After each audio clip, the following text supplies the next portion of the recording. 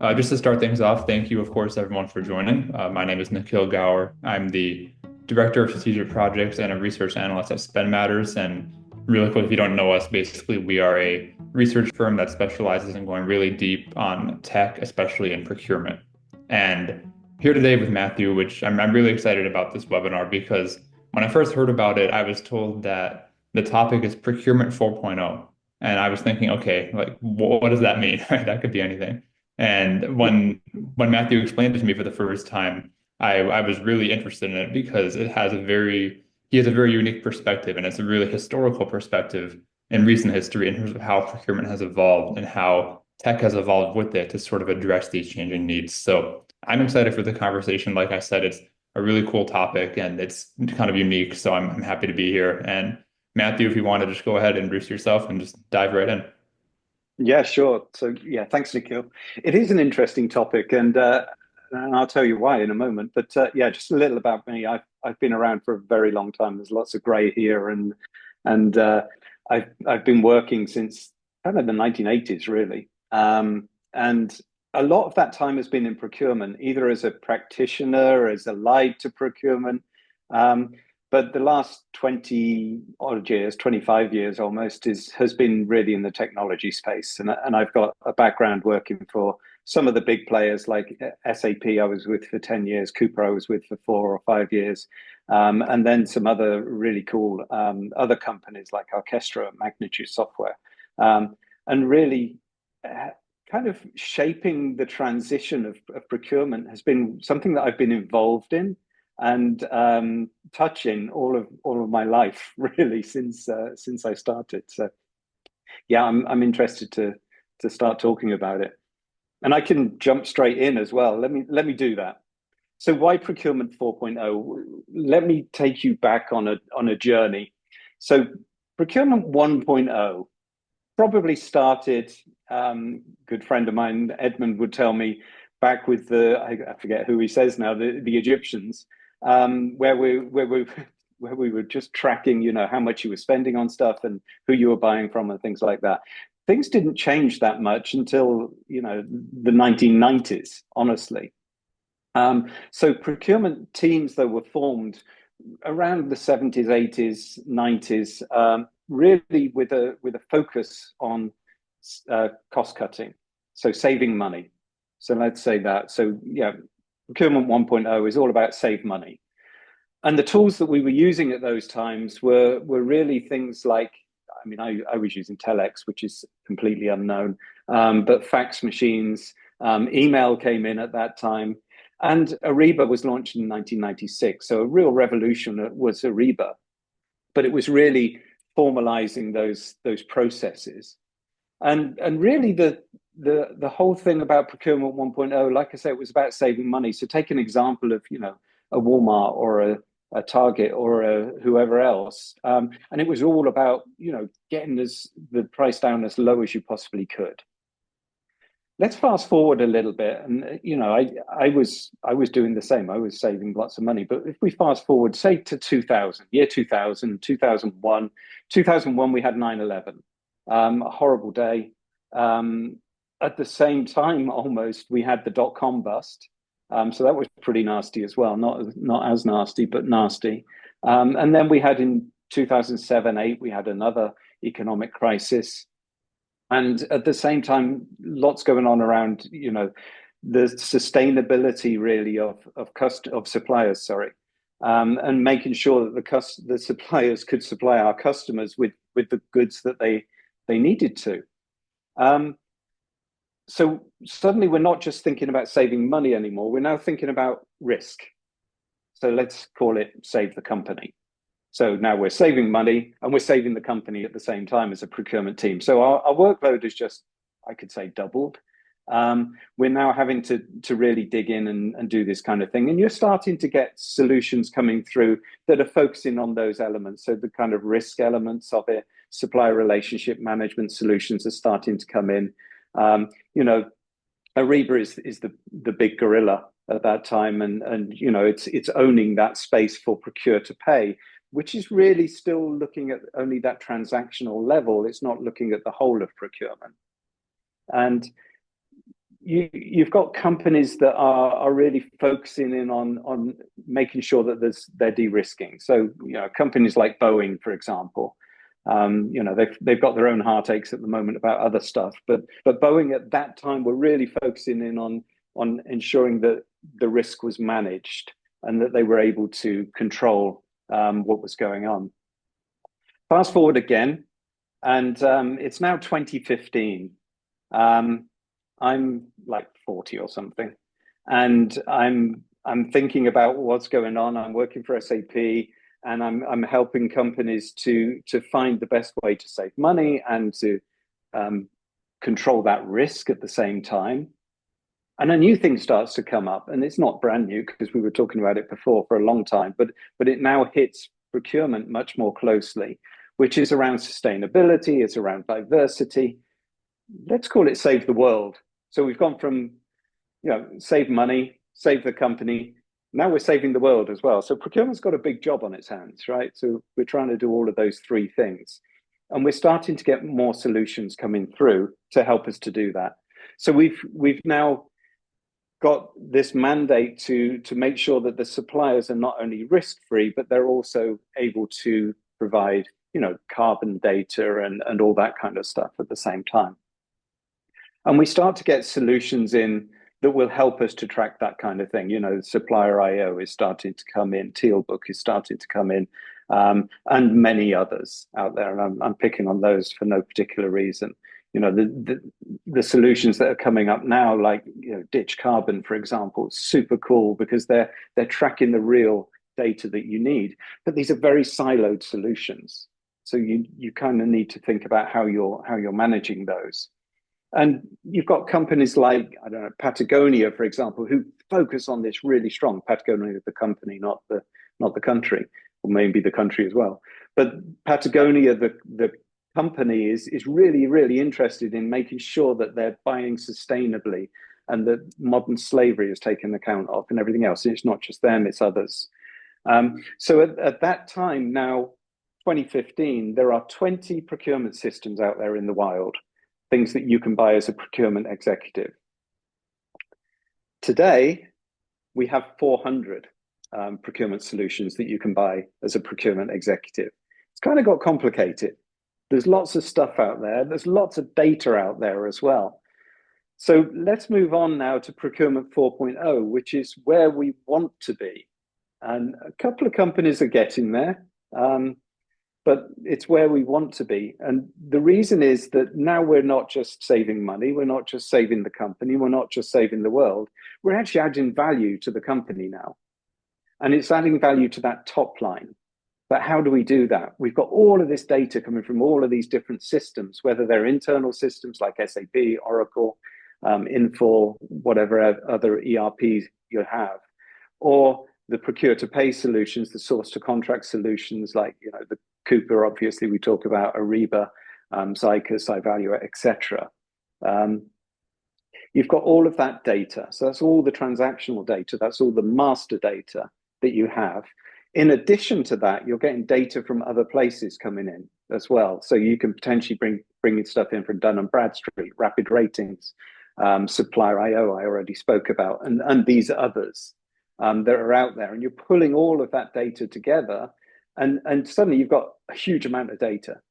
So if you can manage that data well, and you can manage that data properly, you can manage with your suppliers as partners now in a much, much better way, and start to add value to the top line, not just the bottom line of the company, by bringing innovation, by bringing ideas to the table, and ensuring that you're moving forward in the right direction. So yeah, that's kind of how I look at Procurement 4.0 from a very, very high level. It's about managing that data and adding value to the company, basically, while still doing all the other stuff that procurement still has to do, and primarily save money, right? What do you think, Nikhil? Yeah, no, thank you, Matthew. Yeah, that's a great overview. I think definitely what you said there at the end is really important to me because it's not just, you have all this data, right? That's Procurement 4.0. It's the existence of this data.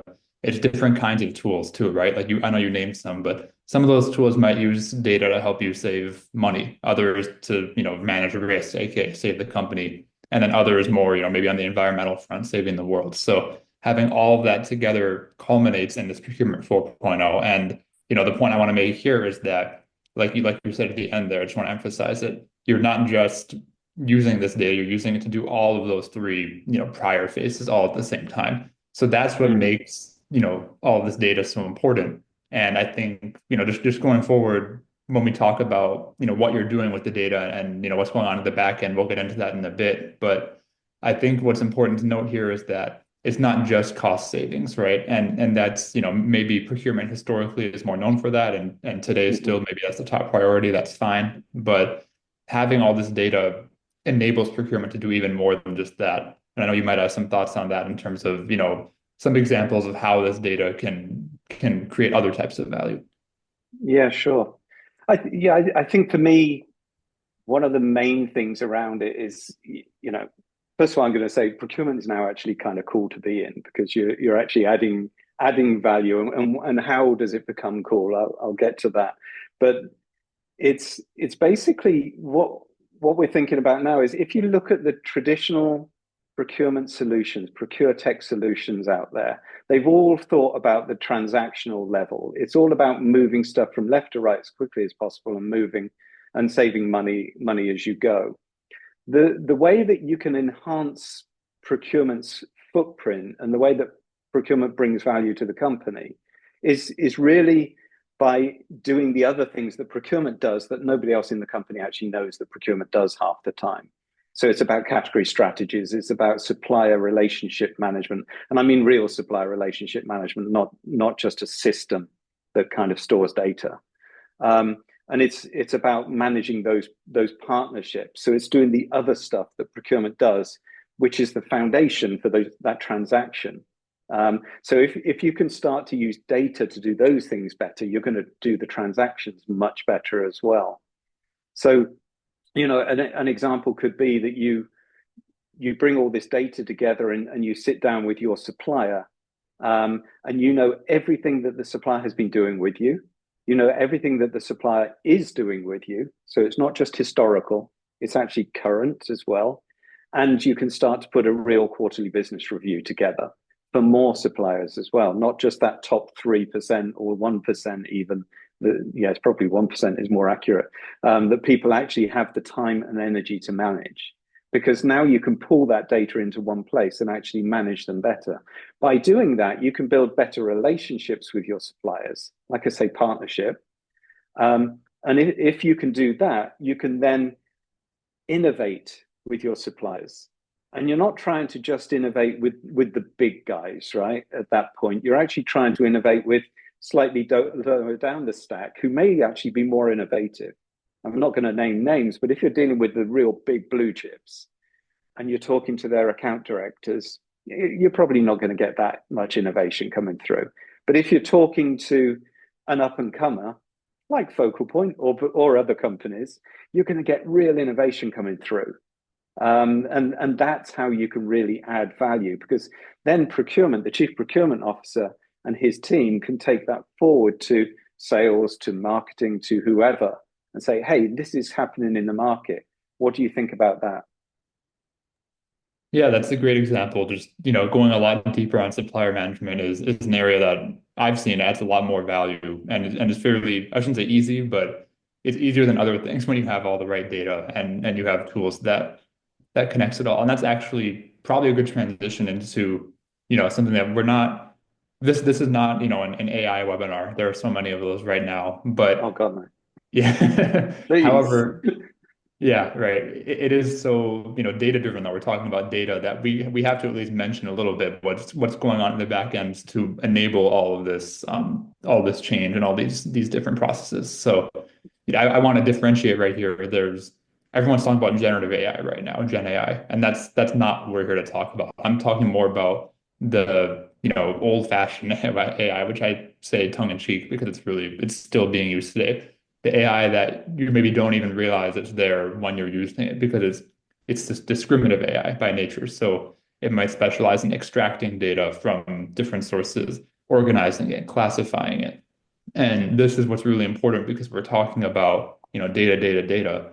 And if you have data from disparate sources, even in some cases, this AI can even, provide recommendations. And this is where we build the bridges to like, saving money, saving the company, saving the world, because there might be opportunities to consolidate vendors, for example, or perhaps on a contract negotiation, there might be an opportunity for the organization to, renegotiate a contract to, secure a more favorable price, something like that. This is where, the traditional discriminative AI comes in. And because we're Hmm. talking about data so extensively, you almost have to mention that. And, We the do. only thing I'll say about other like, generative AI is that, I maybe wouldn't mention it as much in this kind of a webinar, but the one thing that I will, I will mention is that if you have a lot of text-based data, like a contract, for example, it is, very adept at if say you're a procurement user, you're not a legal user, and you want to really quickly understand, there's so much data here. I know who the parties are. I know, what kind of contract it is, what the dates are,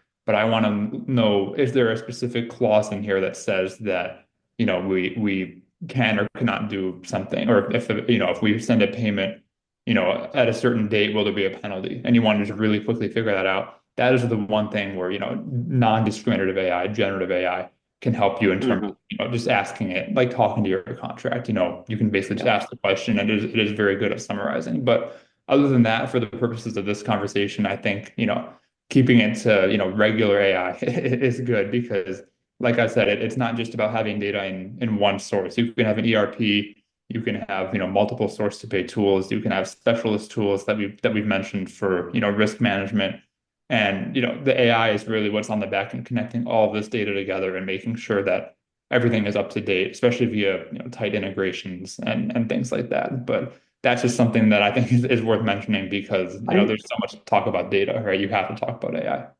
You do, and yeah, and I try not to mention AI because I just assume that everything uses AI to some extent or other. Now, all technologies do. The generative AI is so in your face, and it's so um, current that everybody thinks about it. And do we have it? Yes, we do. But let's talk about that data layer because I think you're right. And one of the great examples for me is you bring in all of this data together and normalizing that data to make sure that you're building that almost pyramid of a supplier, that whole structure of a supplier, and understanding everything you're doing with, I don't know, let's take IBM as a great example. um, you have IBM, you have I.B.M in your database, you have IBM GmbH in Germany, and you don't know exactly what you're doing with everybody if it's all in different systems and it's all in different silos. So if you can use AI, let's say, or a system to bring all of that together, that makes it so much more powerful. Exactly what I was saying, about enabling human intelligence with artificial intelligence is what we're talking about basically, is enabling that category manager, that supplier manager, to be able to talk very easily about what's going on with the supplier and get into a real quarterly business review, an innovative one rather than a reactive one, which is what they normally are, to be honest. You're normally looking over your shoulder. You use your spend analytics and it's always looking backwards. You want to look forwards in a QBR. That's what a QBR should be about. It's kind of, we did this last time, but what are we going to do now? And how are we going to do it? And who are we going to work with on it and why as well? So I think that's how I see that whole AI as an enabler for HI, human intelligence, is really critical for me. We're not about people losing their jobs. We're about people having more fun doing their jobs, honestly. And that's why I say procurement is cool now. Procurement's, dare I say, sexy. It's the place to be, because it's moving stuff forward. But what we have to do as procurement people and what the procurement practitioners need to do is shout about it and say, we need this because then we can add value to the company. Sales is really good at doing that. Manufacturing is really good at doing that. Finance is really good at doing that. Procurement has been, woeful in getting funding generally. And the companies that do get funding do really, really well. And just buying what everybody else is buying is not necessarily going to solve your problems or even move you forward, which is even more fun.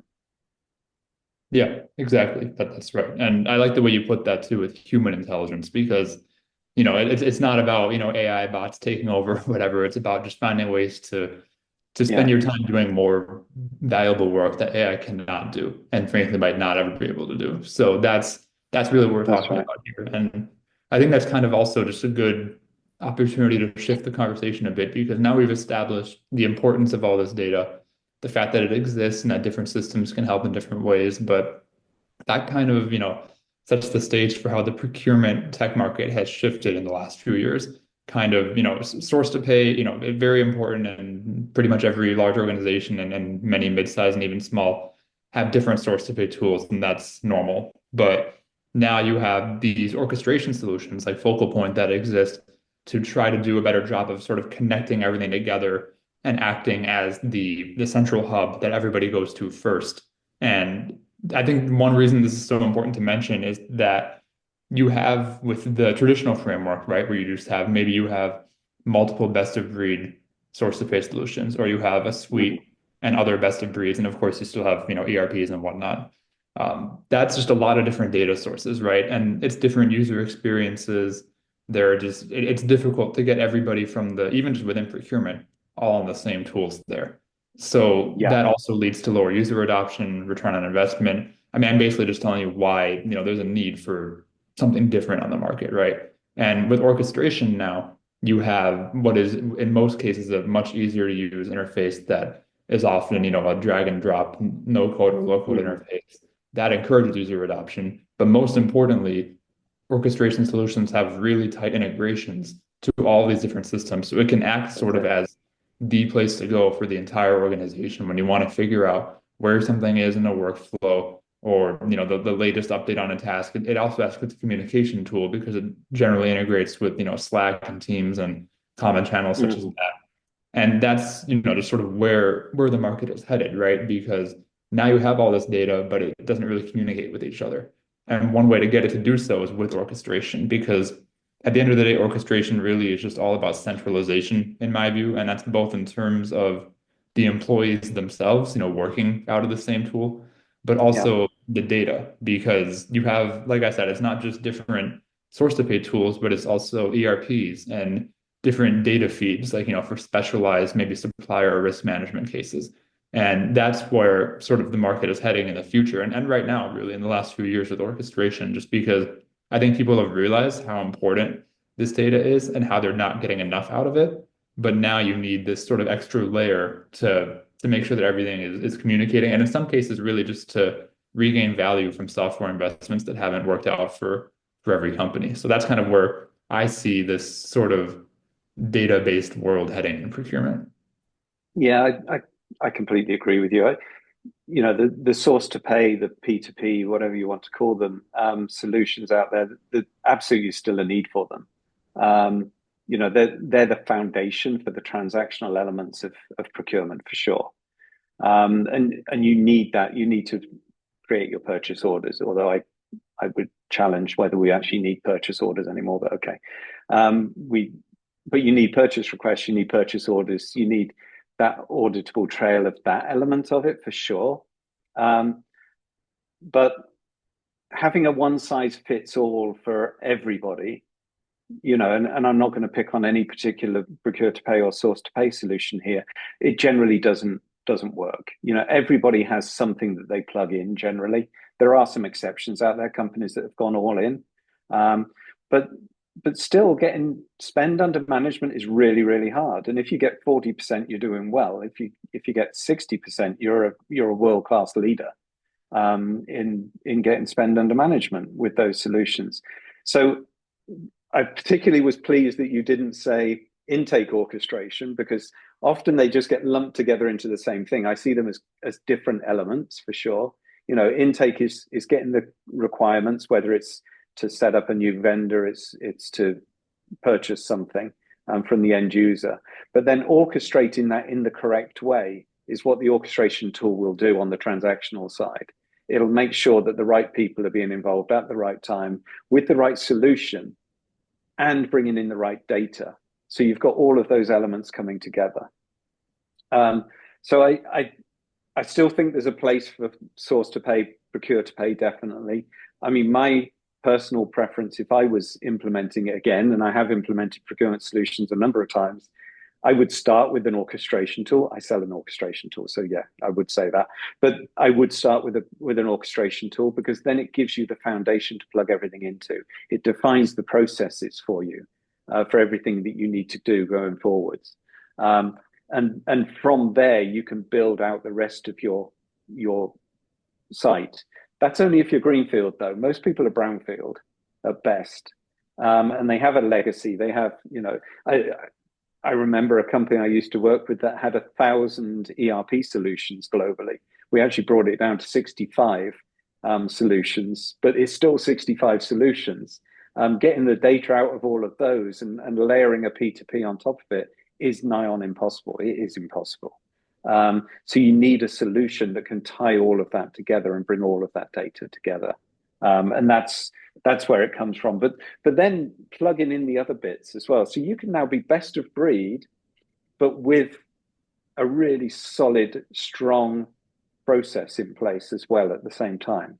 And defining by geography, by team, whatever, you can do it all in one place, and people can go to one place to look at everything that's going on. And the CPO suddenly, and the VPs of procurement and the directors of procurement and the managers of procurement can see who's working on what at any one time as well, which is really cool too.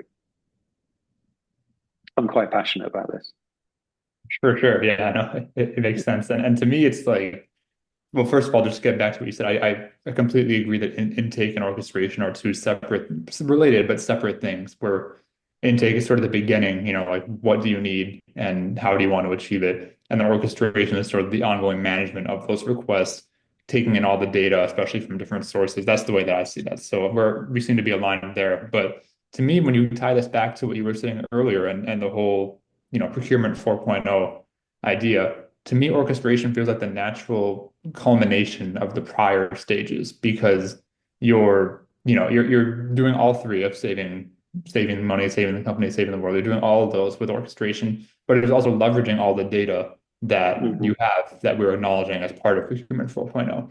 So to me, that kind of makes, not to get too ahead of ourselves here, but to me, that kind of makes Procurement 5.0 or whatever the future is going to be even more difficult to predict because, I don't think I'm not of the opinion that source to pay is ever going to die. Like there will always be a need for that transactional sort of Mm-hmm. software.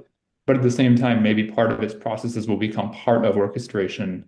And the next phase might be more about, or sorry, the next phase might be less about the data itself, but more about what you can do with the data. And maybe that's where AI comes back into the picture. I mean, who am I to say what AI can or cannot do in the future, right? So that's kind of what That's I'm right. interested about with this topic is, I agree with the way you've laid out, procurement, 1.0 to 4.0, but now I'm just kind of thinking what's next, right? And how does orchestration factor into it?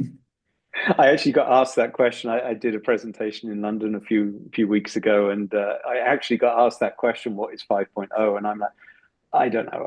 I'm probably too old to ever see it, but it's going to be exciting. That's for sure.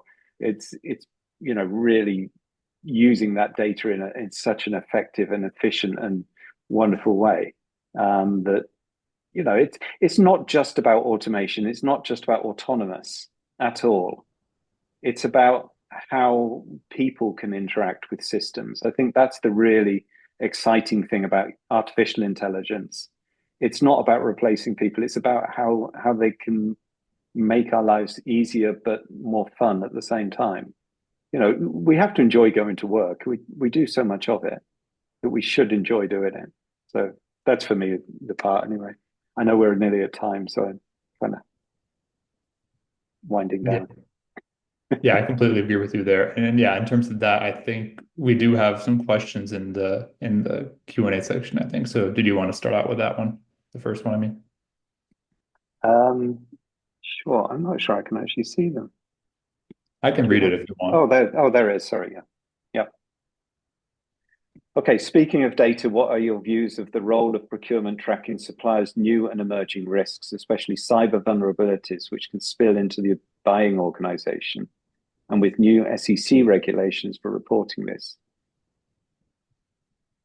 New and emerging risks. Yeah, I think this is an extension almost of that whole 2.0, Edward. You know, if you, I think by we're going to have more and more solutions that are grabbing these vulnerabilities and understanding, who is vulnerable. Whenever we sell our solution, and I know you understand this, Ed, we have to go through a security review. So we have to answer all of these questions. But one of the things they do in the background is, well, they try and, get into our systems, be it our website, our email, or whatever. And I think there's going to be new ways of tracking that and new ways of doing that in advance that we can then start to pull into systems as well. I don't know, Nikhil, do you have some thoughts on that? No, I mean, I like the way you put that. And I think there are so many different types of risk, right? And I'm more on like the orchestration side of things in my research, but we have done a decent amount of risk research in the last year or so, other analysts on my team. And when you try to segment, risk management and you try to do it in a way that is fair and holistic, right? That gets to all the different types of risk.